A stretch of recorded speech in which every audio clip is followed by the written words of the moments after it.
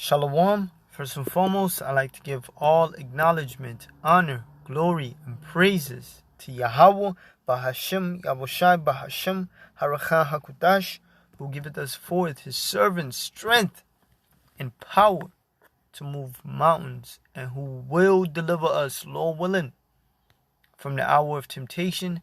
Double honors to the apostles and elders of GMS that have taught us his truth.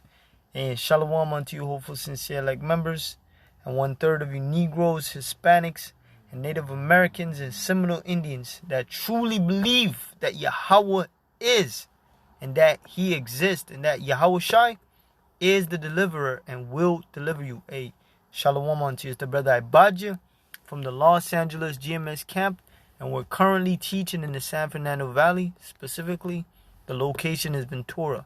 And Lord willing, this lesson is edifying unto you, hopeful elect members out there, and those that are seeking answers for what the hell is going on in the earth. All right, seeing that the crime rate is up, seeing that the plagues is hitting, seeing that famine and shortage of food is surfacing, seeing that people are dying. All right, and life is getting harder. And judgment is going out. Well, the Lord has set up men to teach you of these prophetic times and how to get right in these last days before his full wrath is poured out. Now we're going to get right into it, dealing with a speech that the former president, Ronald Reagan, was speaking and addressing the nation, was speaking to the people, addressing the nation. And back then, the presidents, they actually spoke to the people. All right? Not these dumbass presidents that are airheads now.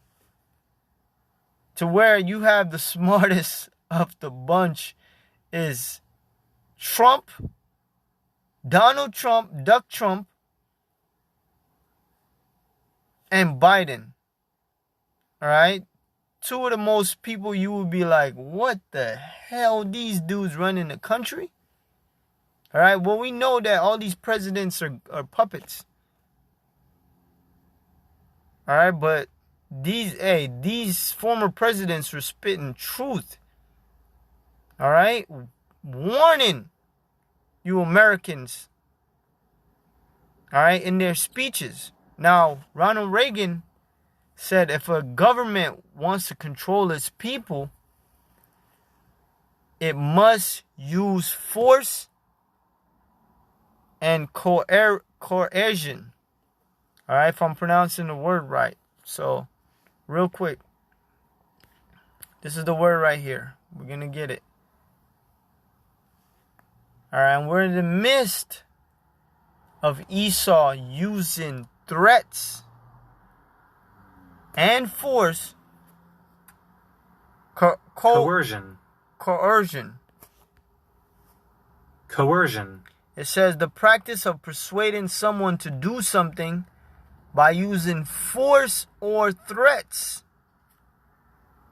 All right. Now Esau has set up draconian measures in place to threaten you people. But real quick, before I pull the scripture, let's hear it out of the mouth of the dragon himself.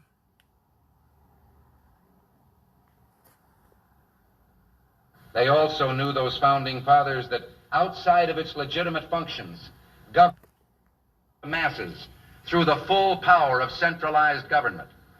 Well, I, for one, resent it when a representative of the people refers to you and me, the free men and women of this country, as the masses. This is a term we haven't applied to ourselves in America. But beyond that, the full power of centralized government, this was the very thing the founding fathers sought to minimize. They knew that governments don't control things. A government can't control the economy without controlling people.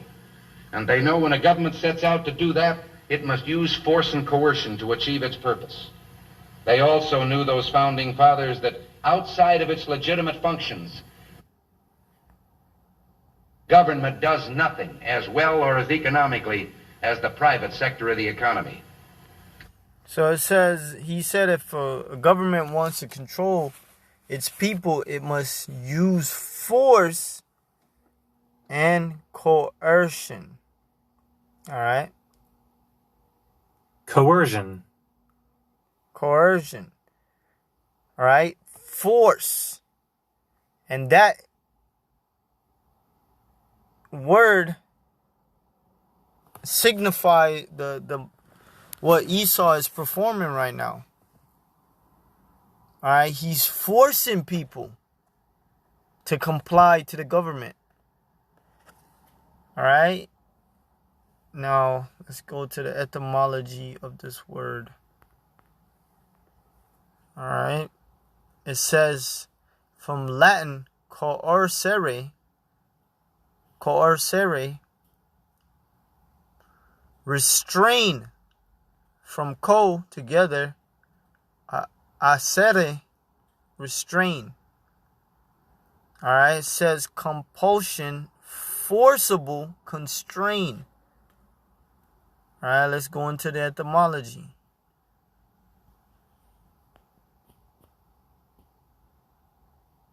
Because Esau is trying to establish his new world order. All right, and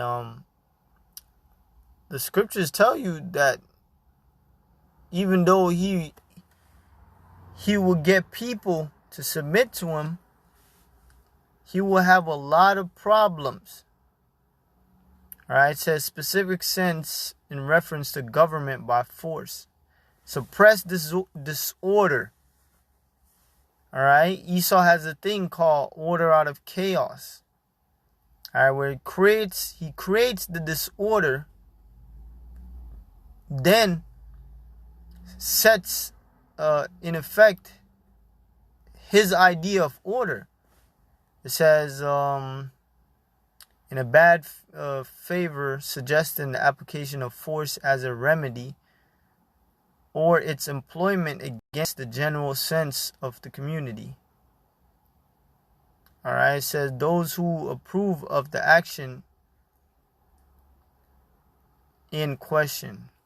All right, so force. It says the act of compelling by force of authority. And that's what we're about to witness. Because clearly, the government, which pretty much is the elites that are running the government, they're using force right now. So coercion is being used and threats are being used. All right. Isaiah 10:1. Woe unto them that decree unrighteous decrees, unjust, unfair, and just cunning laws. All right, Lord says destruction. That's what woe means. Destruction unto them. Because Esau is trying to set his draconian measures in place to set up his new world order. All right. Making hard rules to comply with so he could bring the punishment. Woe unto them that decree unrighteous decrees, and that write grievousness, things that are vexing, that are hard, all right, which they have prescribed, to turn aside the needy from judgment and to take away the right from the poor of my people. So pretty much these unjust and unfair laws, these unrighteous decrees, is to prey upon people, but not just anybody. The Negroes, Hispanics, and Native Americans, because it says to take away the right from the poor of my people, that widows may be their prey, and that they may rob the fatherless. Hey, to you Edomites out there, you're about to be treated like a nigga. All right, in your own domain. All right, in your own kingdom, you about to be treated by these elites. All right, by their authority, authority, force. I can't say that word. By their force, you about to be treated like a nigga. All right? Because you're going to be considered getting in their way. All right. Here we go. Revelations 12:12. Coercion and force you gotta use. The government gots to use it to control the people. All right. Revelation 12:12. And force is what? Violence. At the end of the day, if Esau wants to control these people, fear is a good way to control them in violence. Therefore rejoice, ye heavens, and he that dwell in them. Woe to the inhabitants of the earth and of the sea. All right, destruction to the inhabitants of the earth and of the sea.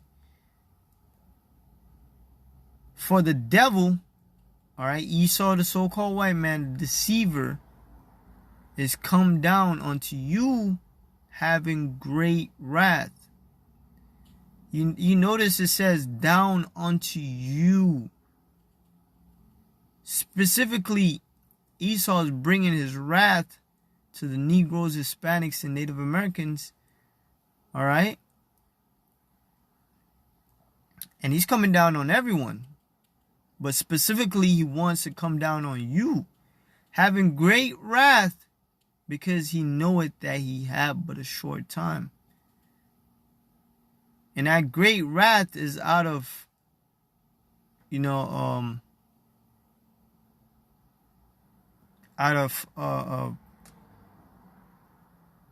trying to extend his rulership, trying to do whatever it takes to keep ruling. All right? Because he knoweth that he have but a short time. Because he knows his time is up. All right? So he has to bring the force. He has to bring that coercion. All right? He got to apply the pressure. All right? Another scripture about force that the so-called white man is going to bring. And this force, is ultimately to control the people. Revelations 13:14, and he deceived them that dwell on the earth by the means of those miracles which he had power to do. All right, the Lord gave him the ability to do this via the left hand. All right. And deceived them that dwell on the earth by the means of those miracles which he had power to do in the sight of the beast, saying to them that dwell on the earth that they should make an image to the beast, which had the wound by his sword and did live. All right, and that is dealing with Rome, the Roman Empire.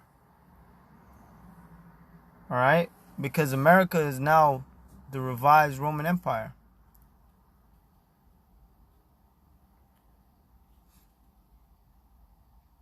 Verse 15, and he had power to give life unto the image of the beast, that the image of the beast, dealing with today's system, the society, all right, should both speak the infrastructures and the technology that cause that as many as would not worship the image of the beast should be killed.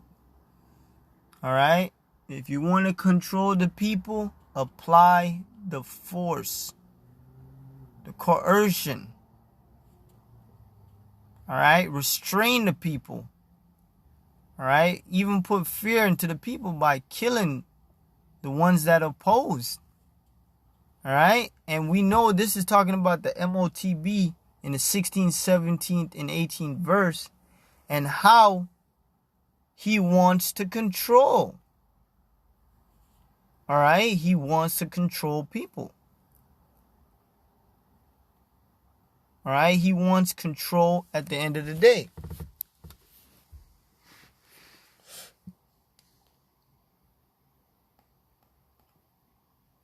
All right? Esau is about to apply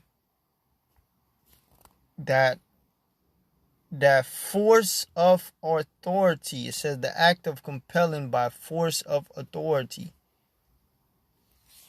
All right? And he's going to keep pushing out those unrighteous decree, and he's going to act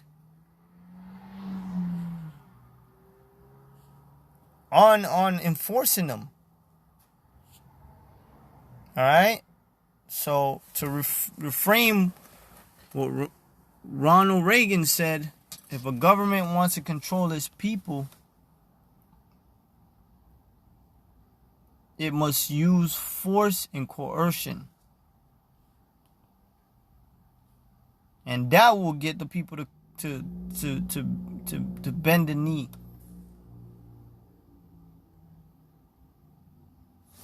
All right? But you see, these people are weak, man. Let's actually go to Job 20. Because all of this force and coercion is really to succeed at his new world order. And we're going to keep repeating these scriptures because we're in the midst of this man attempting. All right? Job 20 and 22. In the fullness of his sufficiency, he shall be in straits. The fullness of his sufficiency is dealing with him trying to carry out the new world order. All right? He shall be in straits. Now, let's go into the word straits. So it says, Ya to za, that's to za, to ya to zar, ya to zar. All right, tazar, yeah, ya to zar, to suffer distress, to be bind, to be in distress, to be cramped, be narrow, all right, be in straits. He's gonna be in a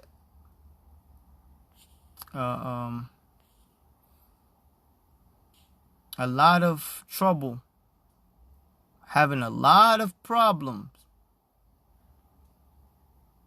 trying to do or accomplish his new world order. And part of his new world order is bringing brute force.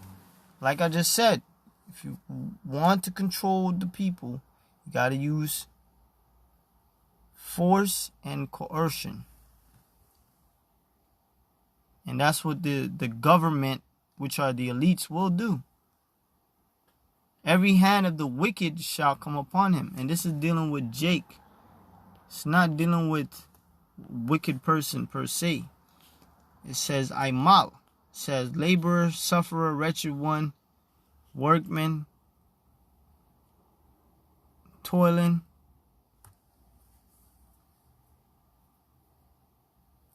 Hey, because really, when Esau cracked down, a lot of you Jakes gonna be put in hellish situations. All right, because he was such a good slave.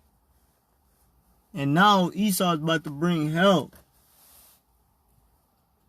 All right, and the Lord's about to, allow you Jakes to get your hand upon Esau. All right, now Esau's gonna have a lot of problems.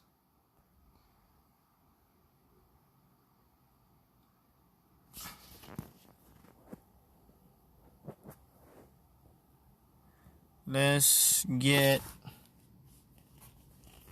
look up this right here. Order out of chaos, right? Now it says, man, I had, oh, so it's Ordo Ab Kayo. Alright.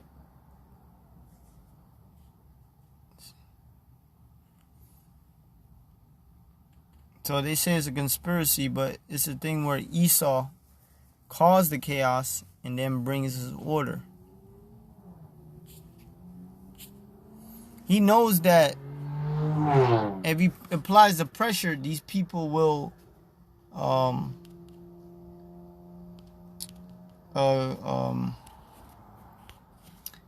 they will uprise. And then he has plans in place to crush that uprising. Alright? We're in a time where Esau will also purge the rebel amongst his nation. Alright? Sedition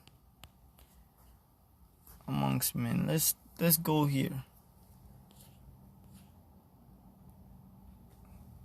Because, hey, people in America, aka Babylon, if they're not doomsday preppers or these militias, they're not prepared for their so-called freedom being snatched from them. Alright? It says, woe to the world and them that dwell therein, for the sword and the destruction nigh, and one people shall stand up and fight against another, dealing with small race battle, Jake versus Esau. Alright, and sword in their hands, guns, weapons, for there shall be sedition amongst men, uprising. Alright, and we know that sedition is dealing with the uprising against a monarch. Alright, uprising against the authorities that be. Amongst men, and invading one another, they shall not regard their kings nor their princes, and the course of their actions shall stand in their power. They won't be compelled to your rules and your restrictions and your policies no more. Alright? Because really, when Esau seek to set up more draconian laws with draconian measures, the people are they're gonna fight back, man. Alright? And a man shall desire to go into a city and shall not be able, because of their pride, the city shall be troubled, and the houses shall be destroyed, and men shall be afraid. We're coming into very crazy times. Alright? Times where the government are going to seek to restore order, and you got these coups, you got these militias, you got everybody,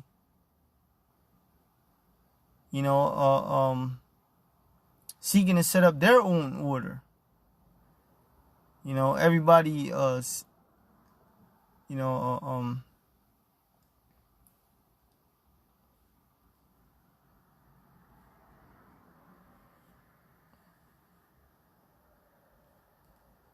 Salakia. And it says, and men shall be afraid. If the men are afraid, how much more you damn women? And a man shall have no pity upon his neighbor, but shall destroy their houses. It doesn't say men and women, no men. Alright?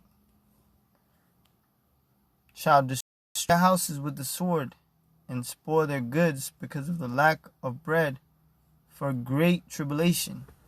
Alright, so this society is about to be out of whack. Alright? When all hell break loose, ain't gonna be no dude trying to carry shipment to one state to another, and people to stock the stores, and no, it's gonna be all hell breaking loose, man. And there won't be no going back. Alright? It says, because of the lack of bread, famine, and for great tribulation. mean everyone's going to go through it, especially in Babylon, aka America.